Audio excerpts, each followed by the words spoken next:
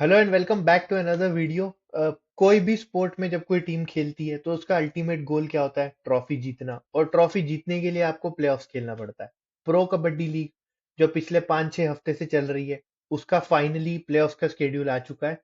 और प्लेऑफ्स का जो फॉर्मेट है, क्योंकि इस बार टीमें बदल गई हैं, कुछ फॉर्मेट बदला है कि इस बार 6 की जगह 8 टीमें क्वालिफाई कर रही हैं प्लेऑफ्स में। तो उसको देखते हुए मुझे लगता है एक थोड़ा सा कॉम्प्लेक्स शेड्यूल, अगर आप फर्स्ट लुक में देखेंगे या आप उस स्पोर्ट को उतना फॉलो नहीं करते हैं तो आप थोड़ा कंफ्यूज हो सकते हैं।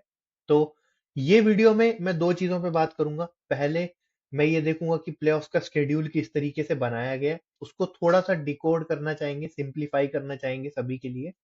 उसके बाद मैं एक क्विक टेक लूंगा, क्योंकि अभी अभी चेन्नई का लेग खत्म हुआ है और दिल्ली का लेग स्टार्ट हो रहा है।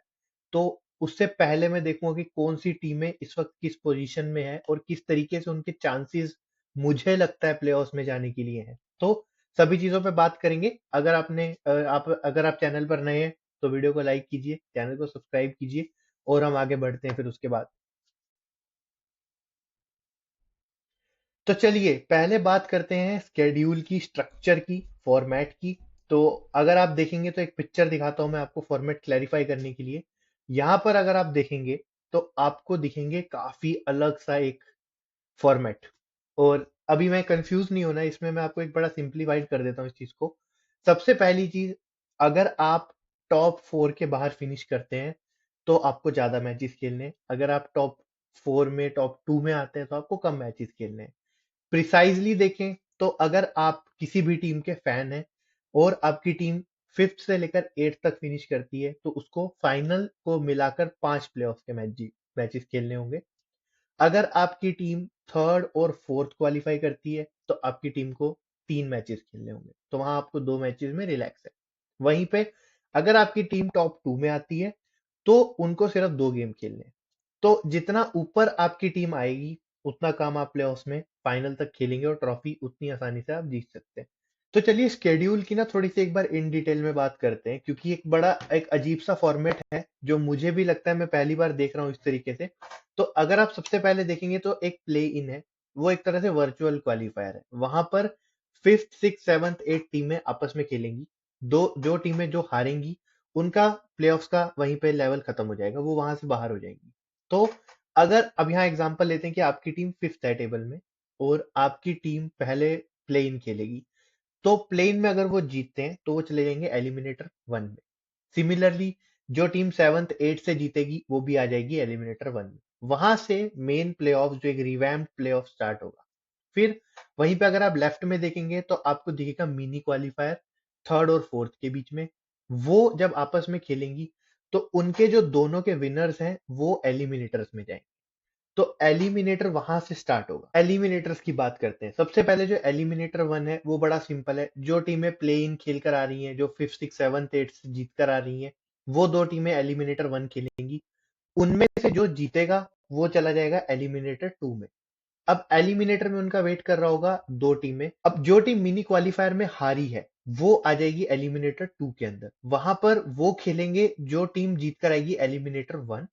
और जो टीम मिनी क्वालिफायर जीती है वो चली जाएगी एलिमिनेटर 3 में, और वो वेट करेगी जो भी टीम एलिमिनेटर 2 से जीत कर आएगी। तो इस तरीके से अगर अब हम 5th टीम का एग्जांपल ही लेकर चलते हैं, तो आपकी टीम 5th थी, वो पहले उन्होंने प्ले इन जीता, वो आए एलिमिनेटर 1 में।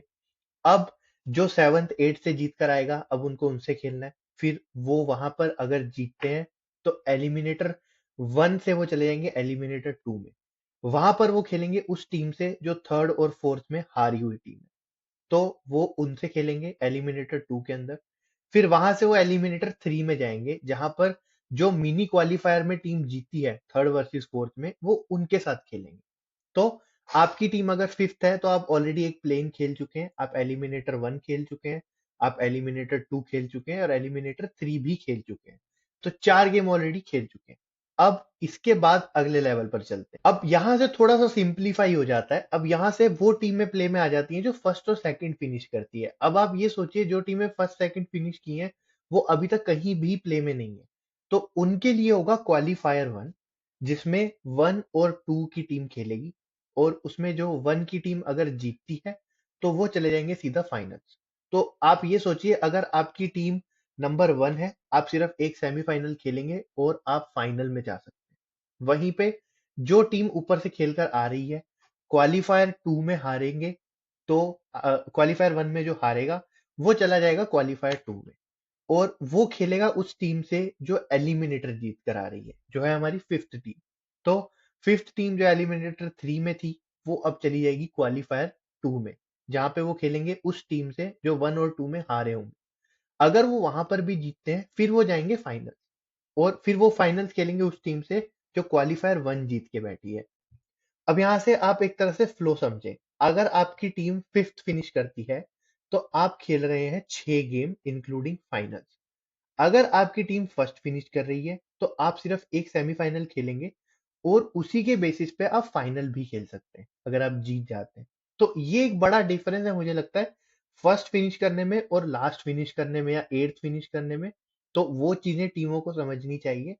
और एक बड़ा एडवांटेज जो मुझे दिखता है, अगर आप टॉप 2 में फिनिश करते हैं, तो आप ऑब्वियसली, कोई भी टीम नहीं चाहती कि फाइनल्स या सेमीफाइनल्स में उनका खराब परफॉर्मेंस हो, बट कभी कभी सिचुएशन वैसा हो जाता है कि आप खराब परफॉर्म करते हैं।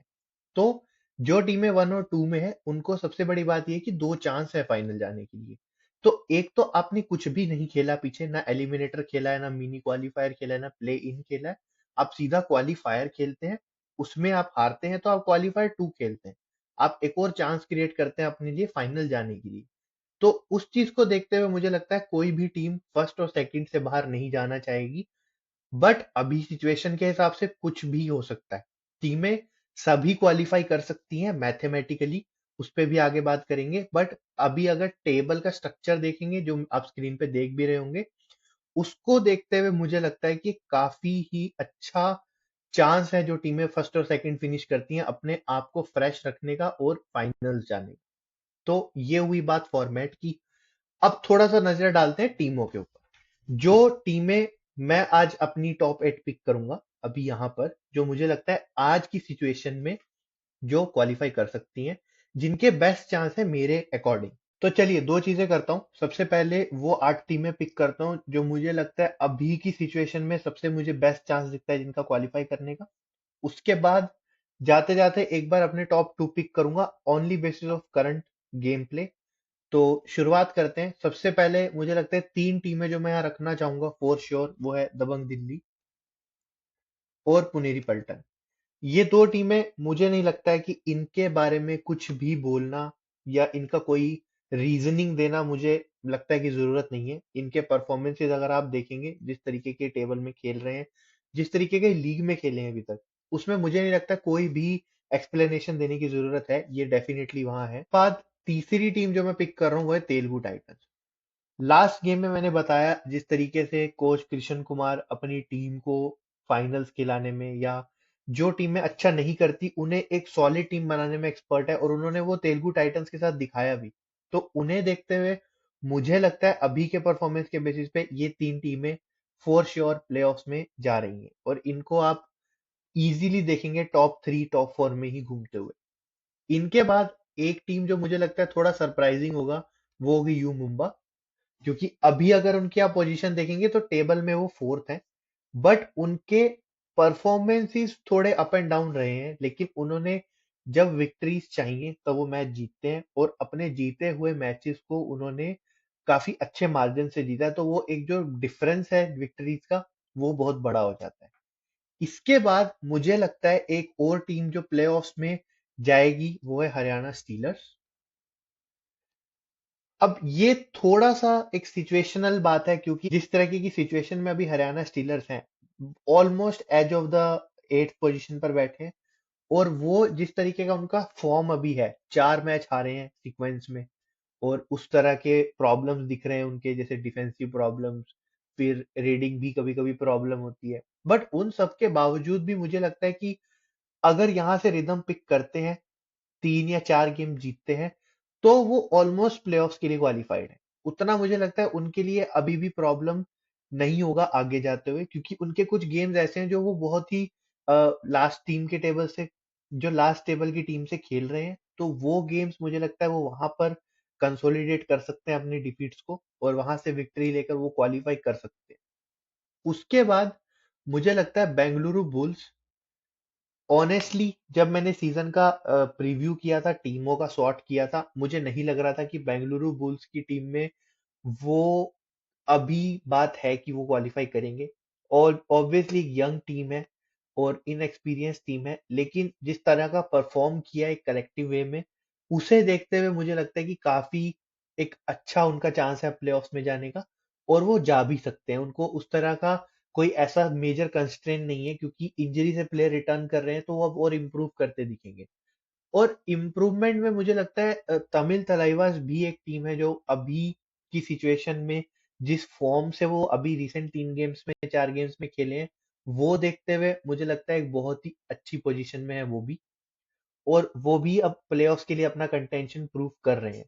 स्पेशली अगर आप परफॉर्मेंस देखें अर्जुन देशवाल की, अगर आप परफॉर्मेंस देखें बाकी रेडर्स की, जिस तरीके से डिफेंस खेल रहा है, एक कलेक्टिव यूनिट बन चुके हैं। तो वो देखते हुए मुझे लगता है कि एक काफी चांस है उनका भी प्लेऑफ्स में जाने का।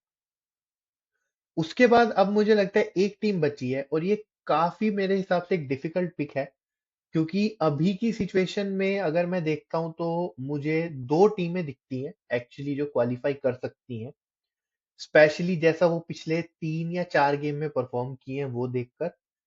तो वो चीज के हिसाब से मैं दो टीमों को थोड़ा डाइसी हूँ, बट मैं एक को पिक करूंगा और वो है जयपुर पिंक पैंथर। अब जयपुर पिंक पैंथर आप देखें, लास्ट गेम जरूर वो उस तरह का परफॉर्मेंस नहीं आया या उस तरीके से नहीं दिखे, बट उन्होंने भी, जैसा मैंने बेंगलुरु बुल्स के लिए कहा था, कि एक यंग टीम के साथ, एक लैक ऑफ सुपरस्टार टीम के साथ उस तरह का परफॉर्मेंसेस लेना, उसमें अप्रिसिएशन टू कोच, और जिस तरह का कोचिंग यूनिट है, और जिस तरीके से प्लेयर्स ने अपनी रिस्पॉन्सिबिलिटी समझ के खेला है, तो वो चीजें देखते हुए मुझे लगता है कि थोड़ा mature side of Jaipur pink panther दिख रहा है अभी पिछले 2-3 गेम से, क्योंकि वो उस तरीके की गलतियां नहीं कर रहे हैं, उस तरीके से अपने आप को फेंक नहीं रहे हैं कोर्ट के ऊपर कि आप आइए और पॉइंट लेकर जाइए।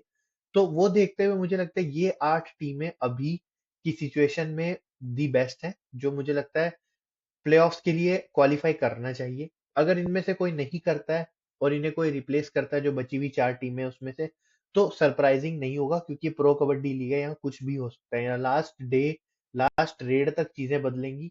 और मेरी प्रिडिक्शन हो सकता है बिल्कुल गलत भी हो, बट अभी के हिसाब से मुझे लगता है ये 8 टीमें, जो 4 टीमें बची हैं, मुझे लगता है काफी हद तक मैं उनको जस्टिफाई नहीं करना चाहूंगा, क्योंकि जिस तरीके का परफॉर्मेंस दिया है, आप देखें बंगाल वॉरियर्स, एक मैच जीतते हैं फिर अगला मैच हार जाते हैं, फिर उसके बाद एक मैच जीतते हैं फिर हार जाते हैं, तो उस तरह का आप अगर आप अप एंड डाउन परफॉर्म करेंगे तो मुझे नहीं लगता है आप प्लेऑफ्स में जाएंगे। और अगर जाएंगे भी तो इट्स प्योर मैथमेटिकल कॉम्बिनेशन या लक के बेसिस पे, आप परफॉर्मेंस के बेसिस पे नहीं कह सकते। सेम केस विद यूपी योद्धा, 5 मैच हारना या 4 मैच हारना, और उस तरीके से हारना कि आप परफॉर्मेंस ही पुट इन नहीं कर रहे हैं, वो सब चीजें देखते हुए मुझे लगता है कि यूपी ओदर्स काफी डिसअपॉइंट होंगे अपने सीजन से, क्योंकि जिस तरह का ऑक्शन गया था, जिस तरह की टीम बनाई थी, वो देखकर मुझे काफी हद तक लग रहा था कि क्वालिफाई करेंगे। सेम चीज मैं कहूंगा पटना के लिए। पटना मुझे लगता है थोड़ा अनफॉर्चुनेट, क्योंकि मनिंदर सिंह इंजर्ड हुए, अगर वो रहते तो मुझे लगता है वो और अयान की रेडिंग काफी हद तक डिफेंस को कवर कर सकती थी, और पटना अभी जिस सिचुएशन में है उससे वे बेटर पोजीशन में होती। बट अनफॉर्चुनेटली आप कंट्रोलेबल्स पे आप बात करते हैं, आप अनकंट्रोलेबल्स को नहीं देख सकते।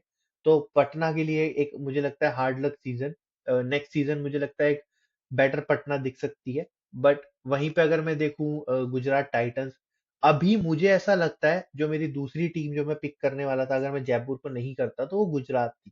क्योंकि लास्ट गेम आप दिल्ली वाला निकाल दें, उससे पहले तक जिस तरीके का परफॉर्मेंस उनका था, वो देखकर मुझे नहीं लगता है कि 2-3 गेम से आप प्लेऑफ्स के लिए खेलते दिख रहे थे, और उस सिचुएशन में आ भी गए थे कि आप प्लेऑफ्स क्वालिफाई कर सकते हैं। अभी भी मुझे लगता है कि एक आधी टीम जो मैंने पिक की है उसमें से रिप्लेस हो सकती है, मे बी तमिल तलाइवास, जयपुर, हरियाणा, बेंगलुरु, इन चारों में से कोई भी रिप्लेस किया जा सकता है, इन चारों में से जो बचे हुए 4 टीमें बाहर रह गई हैं। बट अभी सारे कॉम्बिनेशंस इनके साथ हैं, मुझे लगता है कि ये अभी तक का बेस्ट प्लेऑफ 8 होगा। अब बात करता हूँ टॉप 2 की, तो डेफिनेटली पुनेरी पलटन वहां जाएंगे, क्योंकि पुनेरी पलटन जिस तरह की टीम है और जिस तरीके से खेल रही है, उनकी कमियां ढूंढना मुश्किल है, और वो उस तरह से खेल रही है कि वो दिखा रहे हैं अपना कंटेंशन टॉप 2 में रहने का। वहीं पे दूसरी टीम, यहाँ भी मेरे को दो चॉइसेस में थोड़ा सा कंफ्यूजन है। मुझे तेलुगु टाइटंस थोड़े बहुत दिख रहे हैं टॉप 2 में जाते, बट जो परफॉर्मेंसेस हैं और जिस तरीके के कॉम्बिनेशन टीम्स के पास है, मुझे लगता है वहां पर दबंग दिल्ली के पास थोड़ा सा यहाँ पर चांस ज्यादा है। तो दबंग दिल्ली और पुनेरी पल्टन जो है वो मेरे टॉप 2 है। मुझे लगता है ये दोनों टीमें सेमीफाइनल्स खेलेंगी, और इनको सेमीफाइनल्स में compete करने के लिए बाकी टीमों को बेस्ट प्रिपेयर करना होगा, क्योंकि ये टीमें जिस तरह का इनका ऑक्शन रहा है, जिस तरीके से इन्होंने टीम बनाई है, इन्हें हरा पाना थोड़ा नहीं काफी मुश्किल होगा टीमों के लिए। तो ये था मेरा एक तरीके का टॉप 2 या अभी तक के सिचुएशन से एक प्लेऑफ्स का प्रिडिक्शंस। और आप लोगों को क्या लगता है, आपकी टीम किस तरीके से परफॉर्म करेगी, प्लेऑफ्स में जाएगी नहीं जाएगी? आप जरूर कमेंट बॉक्स में प्रिडिक्ट कीजिए, अपने थॉट शेयर कीजिए। बाकी अगर आपको वीडियो पसंद आया तो वीडियो को लाइक कीजिए, चैनल को सब्सक्राइब कीजिए, और बाकी रेगुलर वीडियोस के लिए stay tune and thank you so much for watching.